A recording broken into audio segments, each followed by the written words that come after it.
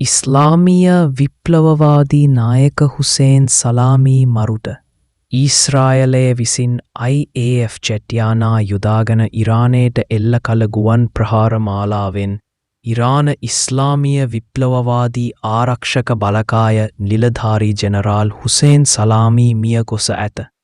මෙම ගුවන් ප්‍රහාර මාලාව එල්ල වූයේ ඉරානයට තෙහරාන් අගනුවර ඇතුළු ස්ථාන කිහිපයකි. එම ප්‍රහාරවල ප්‍රධානම ඉලක්කය වී ඇත්තේ ඉරානයේ බලගතුම හමුදා ඒකකය ලෙස සැලකෙන ඉරාන ඉස්ලාමීය විප්ලවවාදී හමුදාවේ මූලස්ථානයයි. ඊශ්‍රායලය පවසන්නේ ඉරාන හමුදාපති මොහොමඩ් බගේරී ඇතුළු හමුදා ප්‍රධානීන් සහ ඉරාන න්‍යාෂ්ටික වැඩසටහනට සම්බන්ධ විද්‍යාඥයින් රැසක්ම මෙම ප්‍රහාරවල ඉලක්කයන් වී ඇති බවත්. අනතුරුව එම ඉලක්ක රැසකට ප්‍රහාර එල්ල කළ බවත්ය.